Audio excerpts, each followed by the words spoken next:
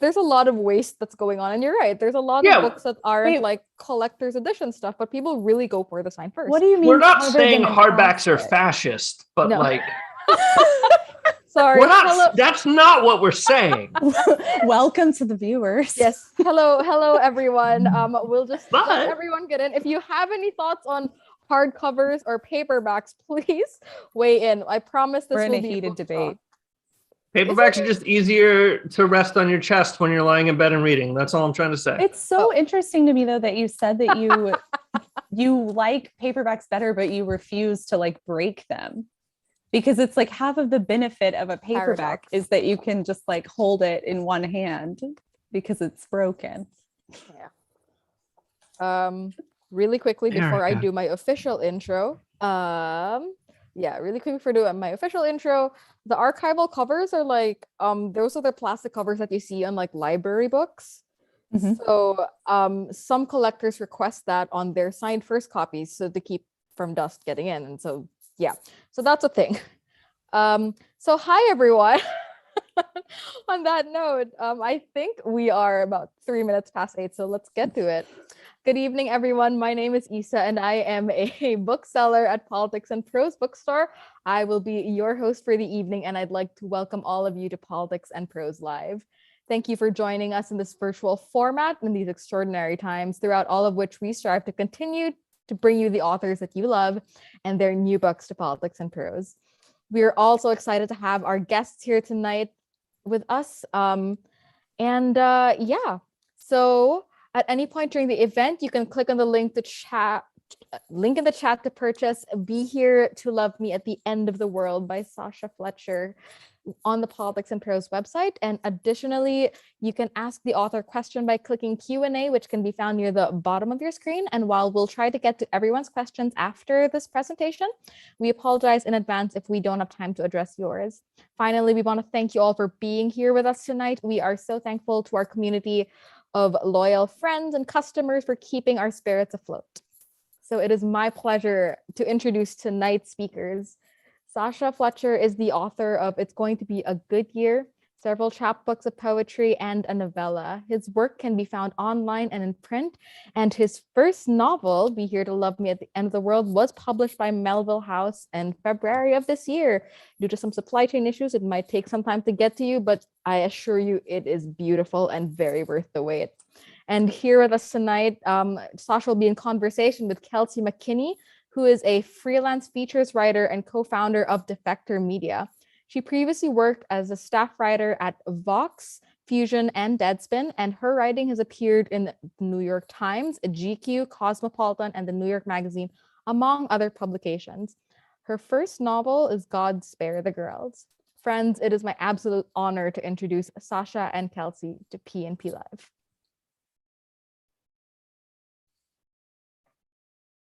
Sasha, are you going to kick us off by doing a little reading? I will, but I think we should take a moment to congratulate Politics and Prose workers on their union. Congratulations to the Politics and Prose workers on their union. Solidarity forever.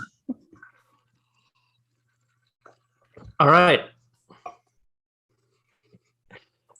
After dinner, Sam and Eleanor put on that movie they like. The one that's incredibly sweet. You know the one. It's a love story for the ages. There is no threat of nuclear disaster aside from the ever-present one of living in a time when people can launch nuclear weapons at each other whenever and just annihilate life. There's a bank robbery. There are a lot of bank robberies, which result in the end of debt in America. Then they shoot 1,000 cops, and then the sky cracks open, and it's over. That's it. That's the end, just like in all the best stories. It's a really exciting and heartwarming movie. I can't believe you haven't seen it. Meanwhile, Eleanor turns to Sam and unbuttons his shirt, which she is wearing. Beneath it is a sheer black bra. The lights go dim. The camera pans away. In the grocery store, there's a sale on milk. At the end of the sale, all unbought milk will be taken out back and shot. It's rough out there in the free market, folks. In the end, it comes for us all. Back in the grocery store, families wander, lit terribly from above as children run through the aisles, grabbing at the shelves. They're growing right before our eyes. They need new pants. Their voices are dropping. It is really exciting. Their parents are thrilled. Down the street, the union organizers gather in the bar. They chant solidarity forever. The landlords are all around. There is blood on their teeth. They are heavily involved in some plots. If you were to ask me what I mean by that, I would tell you that once there was this one writer who said that a plot was a parcel of land which you are eventually put down into. Either way, I love you with all my heart. The streetlights are on. It is 3:30 in the afternoon. I meant to turn them off when I went to work in the morning, but now it's dark. So, you're welcome. Today, says the president, the threat of a nuclear strike on New York City by foreign powers is at the highest it has ever been in national history. It is absolutely worth noting that 42% of the nuclear arsenal in the entire world is held by the United States. The US has 5,550, Russia has 6,255, France has 290, China has 350, the UK has 225, Pakistan has 165, India has 156, Israel has 90, and North Korea has 40. 9 countries possess the entirety of the world's nuclear arsenal, and 2 of them make up 91%. Why? Honestly, why? There have been maybe 10 close calls with nuclear strikes in America, 2 of which occurred during the Cuban Missile Crisis, and once on the 15th of April in 1969 when the president ordered a nuclear strike against North Korea as a joke when he was drunk. Okay, so the thing about the president, and I guess it's time I tell you this, because the thing about the president is that the president has always been the president and will always be the president. And after the president dies, there will be another president forever until the end of the world, upon whose dread glory the critics remain to this day divided. I mean that once you're elected president, you're only ever referred to as the president. Yes, it's confusing, but so is representative democracy, so I really don't see what you're complaining about. Meanwhile, the president gets a haircut. It's dawn. He calls his wife, who dies. It is pretty much a tragedy. Then he has lunch. Lunch involves prawns. His mouth is absolutely, positively full. Then there are meetings. The meetings suck. The gist of the meetings is that right now, everything sucks. Oh, well, sometimes that happens. Now it's night. In his bed, the president sleeps alone with the news. In the middle of the night, the president is assassinated. In the morning, nothing changes. In the morning, the president wakes up in the body of an oil tycoon, but the oil tycoon dies. In the morning, the president wakes up in the body of an international assassin who assassinates a president, who is not this president, but is a president. And soon after that, the international assassin is assassinated in a hotel by drowning in his bathtub alone. In the morning, the president wakes up in the body of a high school quarterback seconds before a traumatic brain injury. Then the president wakes up in the body of a surface-to-air missile and just sits there for 15 years until he explodes, taking with him a school and killing hundreds of children in an airstrike.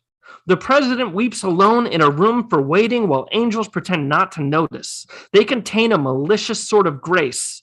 Meanwhile, the president wakes up in the body of a tuba player. The president wakes up in the body of the news. The president wakes up in the body of death itself, which will consume us all. And he lives like that forever until the world ends. And then, after the world ends, the president wakes up in the body of the beach at sunset on the most romantic night of your life. Everything goes dark. The president wakes up in the body of the president, but he has to go. The president is ripped from us all.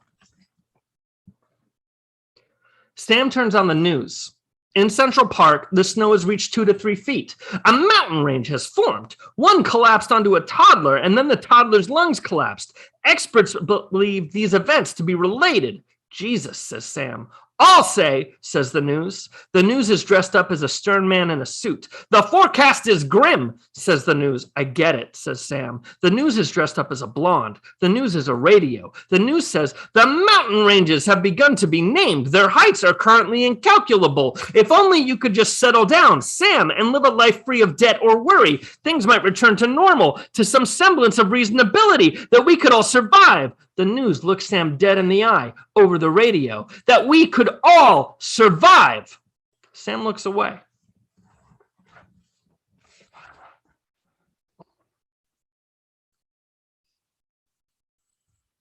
One day, the angels will come. One day, the plants will be watered. One day, we'll all have enough money, and the mighty will be thrown from their thrones, and the hungry will be filled with good things, and the rich will be sent away empty. One day, this will all be different. One day, the sun will start staying out longer and longer until one day the sun started staying out for longer and longer. Bit by bit, the mountains of long accumulated snow were melted into rivers that would one day drown us all, given half the chance. Birds started singing. Small children emerged from their hibernation alive and, I guess, well. The light coming off the buildings felt somehow alive. You could almost hear Prospect Park waking up over the subways and buses and sirens. 32 babies were born the second the snow finally melted for good. And then, suddenly, all our hands were clean. There was no official tally for how many people or buildings or buses or cars or plants or books or dinners or food carts or pets or trees or dreams that the secret police had black bagged. But on the websites devoted to cataloging reports from the internet, it was estimated to be anywhere between 400 and 2,000 that winter. Then the secret police came from winter. In the end, they'll come for you too.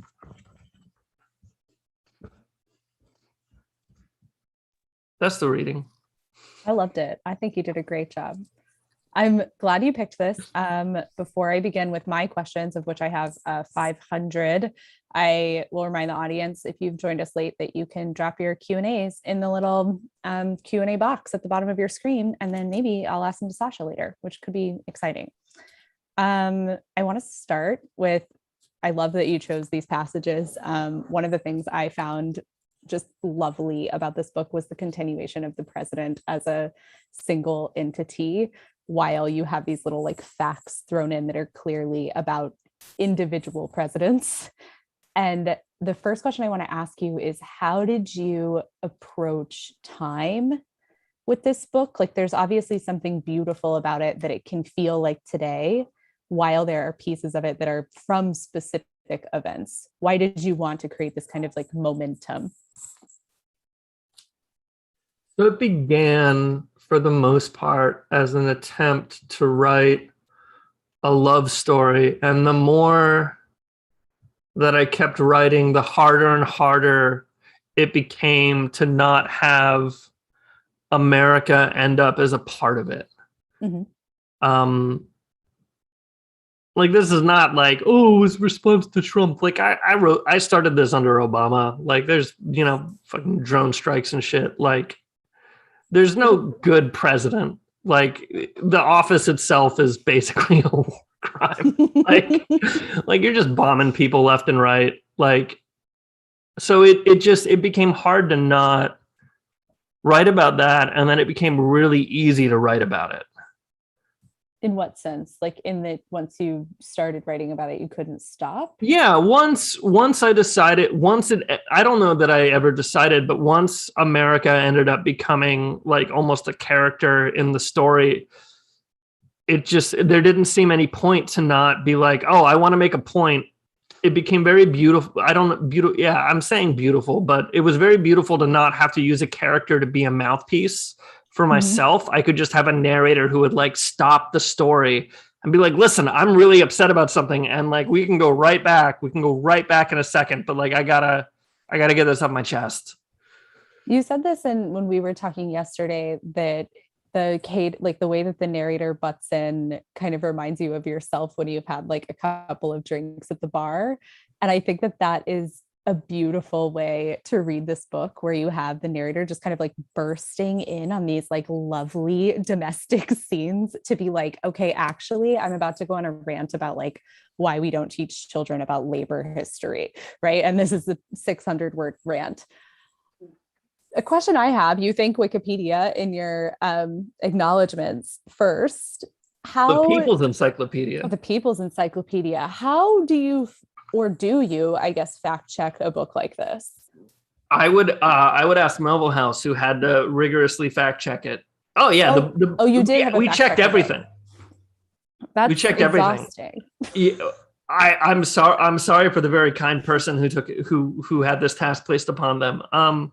Like, it helped that when I had the excerpt and the baffler, like there was a lot of fact checking that was involved, but I did a lot to try to how these things ended up happening is I would be like, oh, I feel like I know something about this and I'm going to say something and I'm going to be really mad about it. And then I looked it up and it was way worse than I thought it was.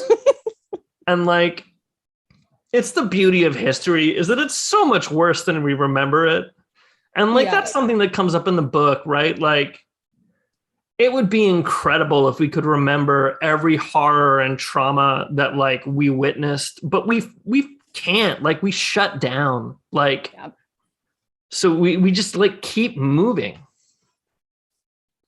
This is kind of a rude question to ask, so please feel free to ignore it. But there's such a constant in this book, right? Of like everything sucks, right? You say it in that passage, right? Like things are so beautiful and also things are so bad at the exact same time. Like, what is it that gives you hope in the world? And what is it that gives you the like, that makes you think art is important, I guess? I mean, art is important. Like when there's a little bit where it talks like for a hot minute about the Renaissance. And like when you think about it, they really understood that the easiest way to show people what it's like to witness God and that kind of level of transcendence is through art. Like you go you walk around Rome and you go into like the chapel that like Bernini designed every aspect of around the Saint Teresa in ecstasy. Like, it's a holy place, and art has this capacity to allow us to transcend ourselves. And the best part of making something is realizing that like you are an impediment to something greater than you. Like we can only get in the way, we can only impede its process. Like the beauty of it is in figuring out like how to just channel a current and not fuck it up. Of all the like religious things in the world, this book is full of angels who are some of the most like brutal and also like sick parts of the Bible. And I kind of want to know, like, one, where your interest in angels came from initially, because I know like I've been seeing you post memes about them for years, but like where did this infatuation come from? And then like why make the angels, both coming and the inhabitation of the angel through the video game that the main character plays, such a large part of this book? So I definitely saw Wings of Desire at like a really impressionable, like I absolutely was in middle school when I saw that movie. And it's a great way to start thinking about angels, is like as like a really desperate love story. And then, you know, I read Preacher, which was a really fun comic about like how fucked up heaven is. And then, utterly unrelated to all of this, but also completely related to it, I've spent like a inordinate amount of time watching and thinking about Neon Genesis Evangelion and like the idea, right, of like, right, like there's the Lilin, which are the children of Lilith. There's the angels, which are the children of Adam, and like they're just like two competing forms of life that just want to annihilate each other. But the more that I started like thinking about, originally the video game was from me playing a lot of Red Dead Redemption 2, and it just got it wasn't thematic enough. Like it wasn't something that could be consistent throughout the book. So I was like, oh, like it'd be really fun to make up a Wings of Desire video game. Like what would a Wings of Desire video game look like? Okay, so you're an angel and you're wandering around, and like the point of being an angel is to try to like either redeem or condemn souls and usher them into the kingdom of glory, or like condemn them. Yeah. And like you clearly want to like take, like you get this game, you want to take some time, you want to think about it, and you don't have time to think about that because time is eternal and constant, and like it's an onslaught and it's overwhelming and it's everything.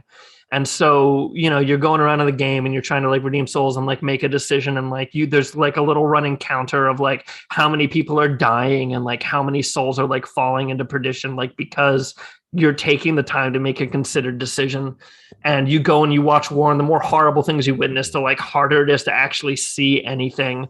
And you can, like Wings of Desire, like give up your heavenly form and maintain a human life, which is the only way to get a game over, because like angels don't die, they just continue into infinity. And so you become a person, you become yourself, and you play out your entire life, and then you die, and you can actually watch yourself die in theory in this game. I don't know. It seemed like a really fun way to pass the time when you're like depressed and freelancing, which are the same thing. Yeah, I mean, that's a fair point. As someone who has like a deep voyeuristic impulse, this idea of being able to like watch other people's lives omnisciently through a video game is like, I would pay my every cent I have to do it. And like there's that bit where there's this thing that happened when I was playing Red Dead, where like I forgot the button for shoot and talk, and like I shot a guy that like I really wanted to have a conversation with, and now I can't talk to the herbalist ever, and I'm never going to learn how to make things. I'm sorry that happened. It's all right. Like, listen, we all like there's just 4 buttons, and like you're just like, I don't remember. Great transition about making things. I want to talk about the cooking in this book. It's such a like physical, the cooking is so physical, and it's not a recipe, but it's also a recipe. And why give that to Sam, right? Like, why make that the kind of like grounding presence in his life? And also, like, how did you decide what he should cook? Some of it is like my mom's a really big fan of I can't remember who wrote it, but like The Wolf at the Door, that book. And I remember as a kid reading some Kurt Vonnegut where like he had these little like recipe cards in it. And I got really into cooking in college, and I'm not like good at it, but I do really like cooking for like loved ones. And I thought it would be really fun to have a book where like I didn't want to write out like a recipe, but I did want to describe the act of cooking meals that I know how to make, so that if you know how to cook, you can follow it along at home. Like I didn't want it to be something that would interrupt the narrative, but I wanted the act of cooking to be like a part of a story, and I wanted to see if there was a way to pull that off. There's I truly hate to make a Carla of Nosgard reference here, but I'm going to. In his books, he does a lot of like domestic writing of this sort, where like you're writing about cooking, writing about your life, writing about worrying about bills. And I think often that is kind of like shoveled over into like women's literature. People are like, oh, domestic writing, like what does it mean? What does domestic writing mean to you? Like, why was it important to you that in this book that is very political and very cutting, I think that it also had this kind of softness? I mean, like, it feels hard not to have some small degree of rage at the world when we look at like, like, yeah. There's no reason for all the things that are wrong. I mean, there is, like, the reason is because like some people make a lot of money off of things being horrible for everyone. Yeah. And so that means that everything gets to be horrible for everyone, which like, it's hard not to get mad about that. But at the core, like all I ever want to write about is love. Like the thing about love is that like we use the same word. Every single person says, I love you to someone. And it means a completely fucking different thing for every single person. Love is such like this individual experience for all of us. And we use one word for like this deeply personal thing. And it's this fascinating thing to write about. And every time you see a movie, because I mean, like, books are amazing and they're the only thing I know how to write. And like, we all love to read, but like, we also watch like a lot of movies and TV and like, they inform a great deal of my work. But so many love stories are always like the meet cute and like the beginnings of a romance. And who gives a we've all been there. Like, what does love actually look like when you have to love someone every day? Like it's not, it's the easiest thing in the world, but it's also work. There, And like, no, go ahead. no, that's what's interesting to me is like what that looks like for different people and what it's like to try to imagine all the ways that people love each other and displace each other and hurt each other, and like never even intentionally, just like because your love is different than someone else's love. It's hard though, right? To like, I mean, you're only one person. You've only had one experience of the world. Like, how did you make decisions? Did you just use your experience of love for the main romance plot in the book? Or did you try to like discover other romances? It's just so specific, like their love. And I am obsessed with it.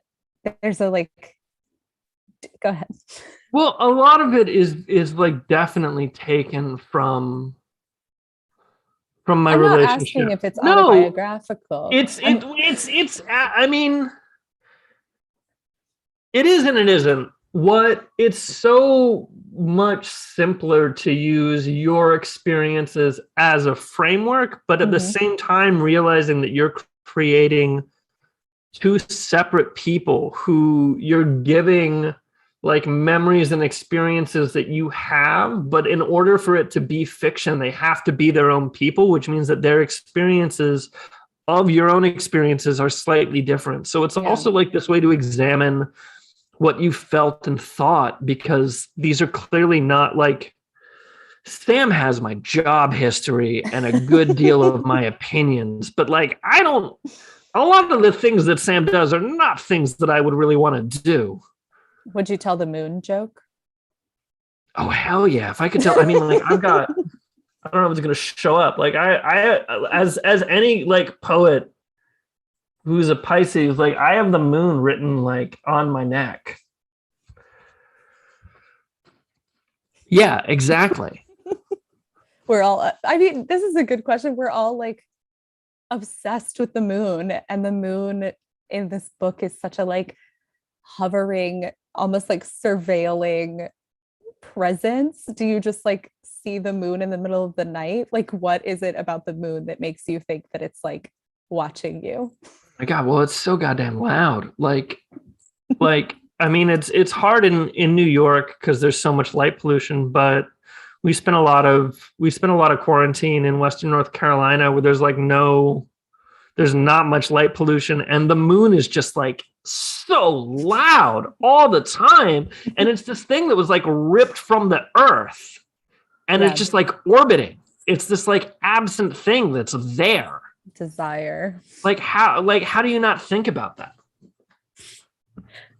I guess some people don't, but I think about the moon constantly. Some people don't think about a lot of things. I don't need to know about that stuff. Like, one of the most like, I know that there are like sad portions of this book, but the one that like really got me very like emotional was, there's a section in the book where they are talking, where she is convinced that she is at home, but she's actually at work, and is like in a kind of like state of questioning her own reality. And she texts Sam and is like, help me, where am I? And I found it really startling, because I think a lot of contemporary fiction and also just contemporary culture hasn't figured out how to deal with the fact that people have relationships in real life that are also online. How did you like think about that? Also, do you want to say anything about this scene that I just like? oh my God, no, I love that part. That's towards the end, and I think like a few pages after that, because I realize like some of the people who are going to be watching this have read the book, and a lot of people haven't. The book is written it's organized in like sections, but there are like a lot of like very large paragraph breaks. There's a lot of things that are just like, you know, that my mother was a fish, and that's the fucking chapter. Like there's little things like that, but it's a fragmentary narrative that is a whole. Yeah, exactly. But there's a part like soon after that where they start talking about how like the world is just getting like weirder and weirder and weirder. And it is. And do you think it's weirder now than it was in the past? Like, do you think the world is weirder now than when you were a child? No, I think that if anything, we're more conditioned to articulate the fact that it's weird, but I don't think that makes it weirder. I think, but like, what do I know? I have a BFA in ceramics. Like, that seems like something. I'm not really sure what, but it's certainly something. What else do I want to ask you? Let's see. I think I want to ask you about planes. All I have written down here is just the word planes, because there are a lot of planes in this novel that are distracting. And so I didn't write a question. I just wrote planes because I thought it would be fun to just throw a plane in here, as is they're often overhead done. constantly where we live. I used to live right next to the BQE, so it was just traffic all the time. Okay.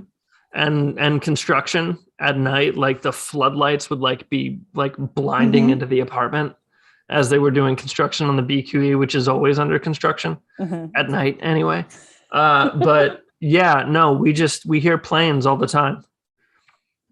There's a part in the book where they're just like, it's unclear. Oh my God, they just keep, they're hovering over Manhattan all the time. It just seemed like I had this image in my head, like, what if the planes couldn't land? Like, what if they were just like over the city forever? And I was like, oh yeah, that should happen at work. And everyone should be like, what's going on? And at the end of the day, everyone's like, well, like, I don't know what's happening. And there's no record of it ever happening. So I live in DC, as I'm sure some people watching this do. And right before the inauguration, there were like helicopters that were flying extremely low and just flying back and forth. And I still don't really know what they were doing or why, but it kind of I remembered this while I was reading that section, because I was like, oh my God, I thought I was going insane for days, because I was just like, it's so loud. And there are just helicopters for no reason, which is, fun. What, right. You just mentioned that the book is like set up in sections. You have both made a joke in the book, in the reading that you did tonight, and in general, that like the key to this book is throwing out all plot, which I don't know. I agree with personally. I think there is plot in this book. Would you like to talk about plot or like tension and how you balanced these? I have every interest in plot as a reader and a viewer, and absolutely no interest in it as a writer. Why? Because it's really confusing and difficult, and because the idea that like what people do and life as I've experienced it can be something that has like a definite arc just seems like fucked and artificial. So it just seems much more interesting. I'm like claiming it's interesting and that it's an inability that I'm like compensating for. And for me, I find it much more interesting. And I think a lot of this stems from like when I was younger and when you're in school and they're like, we're going to do short story writing and you're going to write the outline of the story and then you're going to write the story. And once I wrote the outline of the story and I knew what happened, I didn't see the point in writing a story because I knew what happened already. And so the thing that I find most compelling and most interesting, right, is figuring out what the voice is. Yeah. And then once you have the voice, once you know like how the voice sounds, who is speaking, who are they speaking to, and where are they speaking? And once you understand the world and the speakers in the world, like that's where narrative comes from. It's from people and the tensions in their environment. And like that's what's interesting to me, is understanding like what kind of strangeness can come out of that. And anytime that I'm like, okay, well, this has to happen, it's stupid and it ruins the story for me. So, and that like I ruin it. Like plot for me is always me imposing something on a narrative, and that fucks it. And like I can't do it, and it never turns out right. And the only way to keep it feeling alive for me is to simply not have that artifice to it, to just be like, this is a world, these are people, things are going to happen, and eventually it's going to stop. So you're talking about plot as a preemptive decision almost. I guess I'm talking about plot as a structure, as like, and I feel that structure is more interesting when it emerges out of something than when it's grafted onto something. And that is not necessarily fair to other writers or to the notion of plot. But I won't tell them. I'm convinced. I can't prove this, but I am absolutely convinced that I once heard Gary L. Lutz at a reading refer to plot as a piece of land which a body is put down or into, and that did really stick with me. How do you edit then? Do you vibe? Just by vibe. I edit rigorously. Like I edit incessantly and rigorously. It's you got the sentence has to be right. Every single in order to write this book, it's a matter of constantly rewriting and editing because in order to stick the landing, you have to make sure that every single approach is right. So like once you come up with something new, you have to go all the way back and make sure that the new thing fits into everything. It's just interesting because you said once I know what happens, I'm not as interested in it.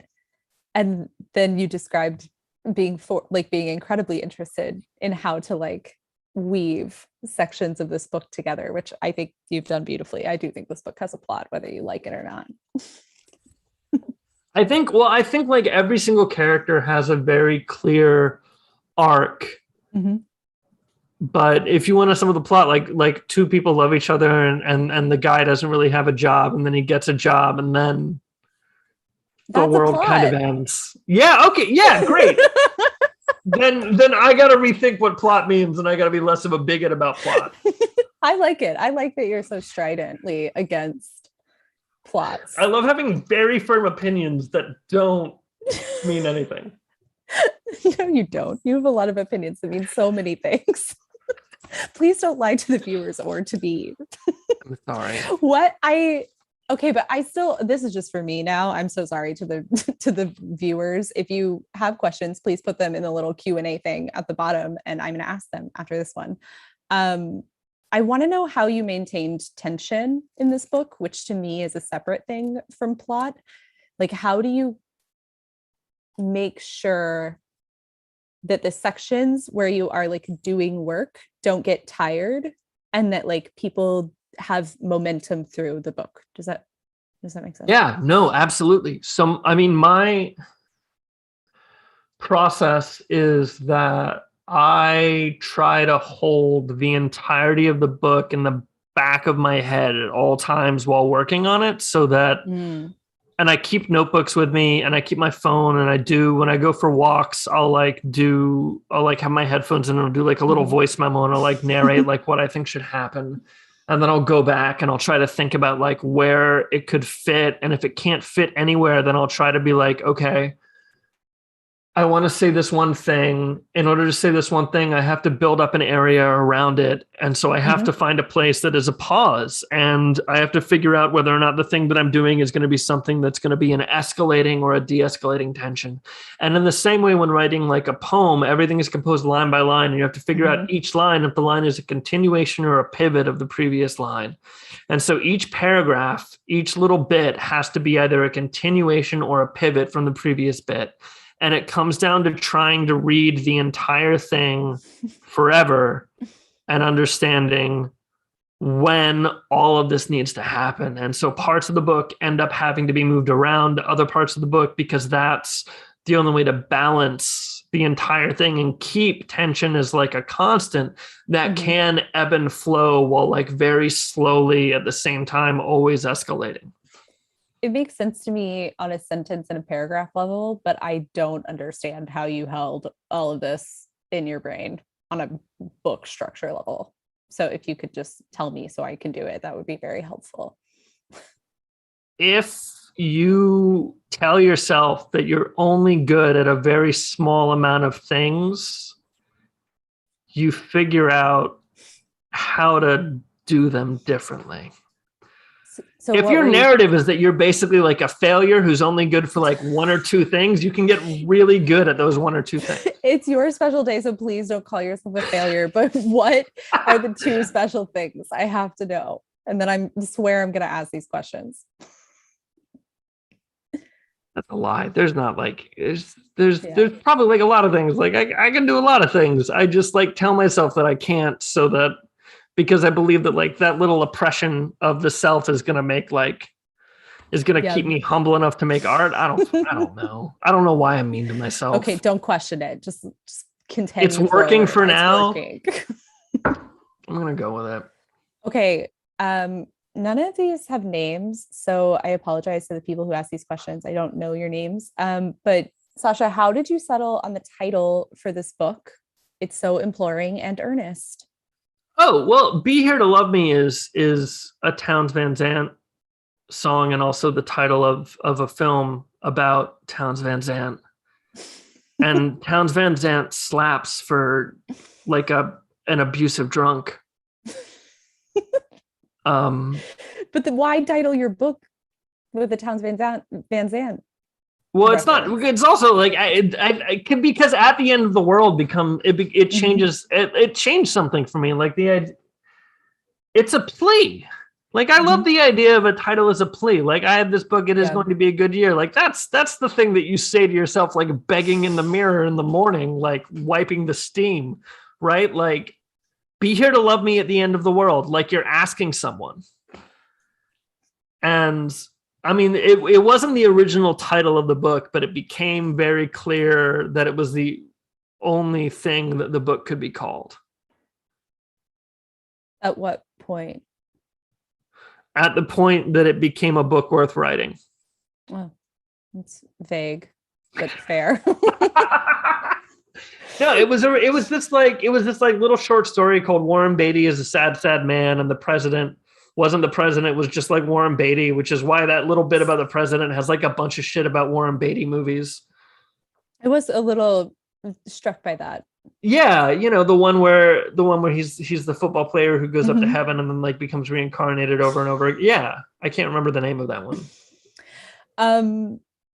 As a continuation of what you're saying about the end of the world, how do you think the world will actually end? How would you like the world to end? Do you think it will end? Or is it just that humanity is going to end and the world will persist? Oh, I mean, like there's this great book that is referenced in this book called The Ends of the World. And it's loosely like a document of every single extinction level event that's happened on the planet. And I mean, like, other than plastic, there's going to be no fucking record of us. Like there's so much plastic. We're gonna be dead. There's gonna be no real like carbon record of us. It's just gonna be plastic, and whatever comes after us is gonna be like, what is all this like shit that like won't degrade? Why can't we grow anything? Yeah, like that's. I mean, in the book they go over how like the first trees like bled acid into the bedrock to create soil, like. The earth is going to be fine. Humanity is going to end. And there's going to be no record of it. And like, that's capitalism. That's the point. That's the book, baby. Like, oh, we're long past the point. Like it feels like we're long past the point of being able to change anything. Like 20, 30 years ago, maybe, but like, rather than do that, it was like, oh yeah, no, we'll do like the tax and cap. Like, Jimmy Carter was like, let's try to like ease up on the gas. Everyone was like, fuck you, Jimmy Carter, you monster. Taking away our cars. Like, this is America. This is us. Like, we hate everything. We want to die. I don't know. Masochist country. But yeah, I mean, like I don't know how the world's going to end. Again, I have a BFA in ceramics and an MFA in poetry. I'm not a scientist. I think that like we're fucked. And I think that in the meantime, like it would be great if we could do everything we could to save the world, but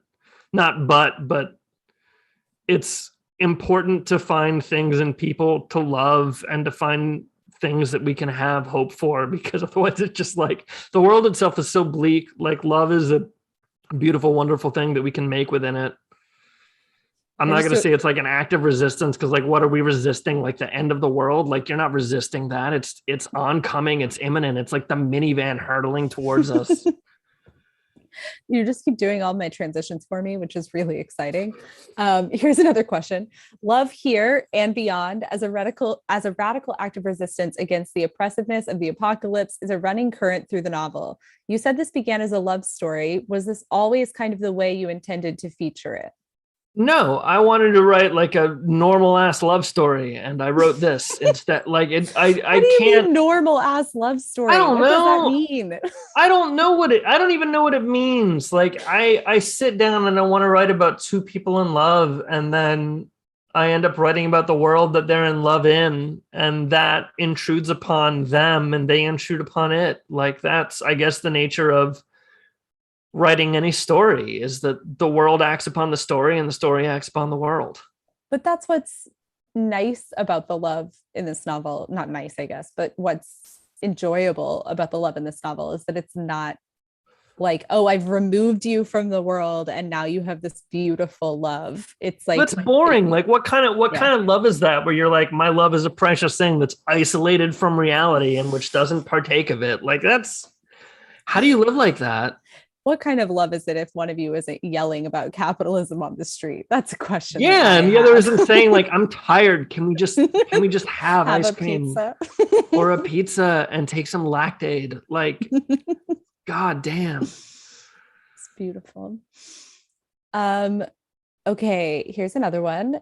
You sort of touched on this earlier, but while writing the novel, it does talk about an apocalypse and it mirrors the world we live in today, which can appear really bleak. How do you deal with instances of darkness? And how did this book affect your own worldview? This book is my worldview. Are you done? That's, I mean, like, yeah, like there's rants about baseball, talking about the Save America's Pastime Act, which like, fuck you, Congress. Like you want, like, for anyone that hasn't read the book or doesn't know about the Save America's Pastime Act, it passed in like 2018, I want to say.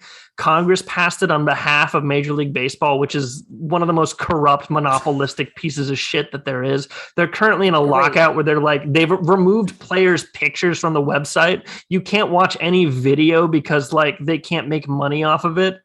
Anyway, like the Save America's Pastime Act was it's the fact that it's called Save America's Pastime when Major League Baseball lobbied Congress to say that minor league baseball players are the same as lifeguards and carnival workers and that they have to be listed as seasonal so that they can receive no benefits and minimum wage laws do not apply to them. So you've got kids that are drafted at like 16 years, like 14, 15, like 15, 16 years old out of Latin America and like forced into America, and they're shoved into like homes with like weird families and there's 6 of them and there's no way to, like, no one's teaching them English and they're not being fed unless they're like unless there is practice or a game, and they have to pay to live. So they've got to like work in the off season. And they're like, there's all these like feel good stories about like Randy Dobnak on the Twins, like being an Uber driver. Like, oh, what a great story. Like, no, that's a horrible story. It's horrible that he had to drive Uber in order to pay for himself to afford to be a minor league ball player. Like,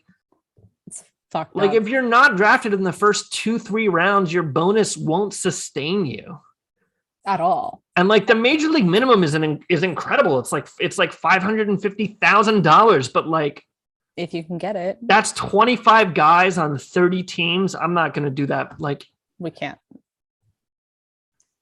do that math. Neither of us. Like that's like 750. Hey, don't ask me that question. 7,000. I don't it's know. Definitely less than 3,000. I feel. Yeah, it's not a lot. There's not a lot of gigs for that. What? This is a real like no ethical consumption under capitalism question, but this is a great rant. I agree with all of it. Also, you and I like baseball a lot and we talk about baseball a lot. And how do you hold both of those truths in your hand? I love baseball. I hate Major League Baseball. The organization on the whole is, I also believe that Rob Manfred hates baseball. Like, why? I don't think he even understands it. No, why would you make the intentional walk an automatic thing? Like, did you not like it when Miggy got mad and like flung his ball at the bat and slap hit a single on an automatic walk? Like, did you not think that was cool? Do you think it's like bad when they're like doing like the automatic walk and the catcher misses it and the guy steals home? That's fun. That's weird. Like, is anesthetizing the sport the way to get young viewers interested? Like, hey, nothing exciting is really going to happen, but we're gonna mess with the ball to sometimes have more dingers, but like other times not. Like, it's stupid. It's all dumb. But I love baseball. That goes to what you were saying earlier. I'm an about, idiot. Same. It goes to what you were saying earlier about like things are getting weirder in that like we are all aware of weirdness, and yet at the same time you have these like powerful entities trying to suppress weird. Like, no weird allowed. Please do not wear weird things. Please do not do fun things on the screen. Please simply play baseball and leave. And I love, there's in this section about baseball in your book, you talk about the idea that like the Major League Baseball had already sold the film rights for a season that couldn't happen, and so they just play the they sold the ad time, so it's just there's no more players. It's just an empty stadium with ads being read periodically. And I was thinking about that, and I was like, honestly, like kind of lovely, right? The idea of just like staring at an empty field, but it's beautiful. Like that, it's terrifying, but it's beautiful. Stumbling backwards into interesting things. It's the beauty. It's like the beauty of watching a funeral. In what sense? And that you're watching something die. You feel like you're doing that now, or you think the channel? No, if you're like if you're watching my Imagine End of Baseball, where like MLB has pre-sold all the airtime, but they don't have any players anymore because of like horrible labor relations. They institute like an actual draft, like in NAM, like they like draft people into teams, and then everyone's like, you know what, this is bad, and Congress is like, whoops. We shouldn't have let that happen. That was a mistake. Everyone's mad at us now. So like they've just got all the airtime, and it's just empty shots of stadium punctuated by ads. Like, yeah, you're just watching something die. It'll happen. It's also funny because that's just so much airtime, right? Like 163 games times 30 teams. It's that, plus and they all have their own broadcast. And the postseason. Incredible. Spring training. More questions. Let's see. Okay, this one has a name. This is from Bill. It says, thinking back to the excerpt you shared and the way that Sam engages with the news/America mediated through the screen, radio, what does it mean to you to be launching this book by coming into individual people's homes as a disembodied spirit of America? It's a blessing. But not a curse. It's an absolute, no, it's a mitzvah for me. Like, I feel absolutely delighted and blessed to be intruding into people's evenings in America with all of my thoughts and feelings. Thank you all for sharing in them. And it's not all of them. There's also many of them in this book, which you should buy and which will arrive next week. Can you explain when it's February going to 15th. Arrive? February 15th. Yeah. It got pushed back a week. It's kind of nice that it's coming out Valentine's Day week. I thought that it was appropriate. It's fitting. This is a big question. It is, and this will be our last question. What are the stakes of this project for you? I mean, the stakes were kind of everything. Like, I hadn't sold my last novel. I kind of felt like it didn't work. I tried all these things and it didn't work. So I just wanted to see if I could write something that was good without making any kind of like compromise or concession. Like, I wanted to write a book where there wasn't a plot, there wasn't a recognizable convention. It was like two people in love in a world that was just like this, but like just a little bit more obviously worse. And it just felt like nothing was going to happen if I didn't pull it off, in the sense of like, if like this book like does great, like nothing's probably really going to change in my life. Like, but it meant the world to me to try to figure it out. It felt like I had to learn how to write a book like this, where I put everything that I was into it without ever holding anything back. Like, what would it be like to try to put everything that I was into a book and find a way to make everything that I am and everything that I love and everything that I believe in into a world that I would have to reckon with in some way? I think you did a great job, for what it's worth. Thank you. Those were the stakes. I hope that answers that. Yeah, definitely. I mean, you did a wonderful job, and it's such a lovely book. I've been screaming about it since October, screaming with my inside voice, but still screaming. So I get to ask the last question tonight. So we are a bookstore, and I am interested in knowing what you guys are currently reading, or if you have any faves that you'd like to suggest. Either of you can answer first. What am I currently reading? I'm reading, I just started it was published in Australia and it was just reprinted in the United States. It's called New Animal by Ella Baxter. And I am really enjoying it, but I'm only like 10 pages in. That's a $2 radio book, right? Yes. Yeah. We have that one. I'm currently reading Nina Polari's new book, I think it's The Path of Totality. It's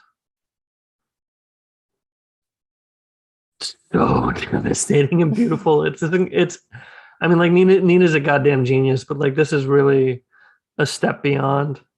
And I've got right after that, I'm going to try to read Lucy Corn's The Swank Hotel, because her book 100 Apocalypses and Other Apocalypses was a really incredible, informative thing for me.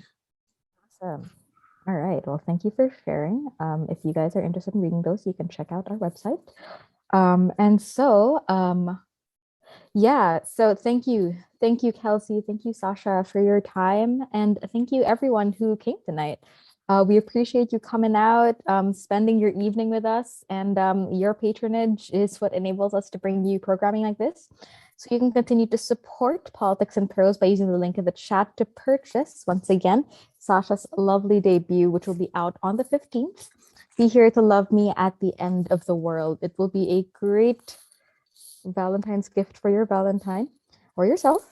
And don't forget to check out our website for the most up-to-date event listings, as we have an amazing list to choose from. We hope to see everyone soon under much safer circumstances. So Sasha and Kelsey, thank you for sharing yourselves, sharing your vulnerability, sharing your very rad worldviews, and sharing your love this evening. It was an honor and a pleasure to finally meet you, Sasha and Kelsey. It was wonderful. We will continue the hardcover versus paperback debate another time, but for now, have a good night, everyone. Stay safe and stay warm and stay well read. Good night.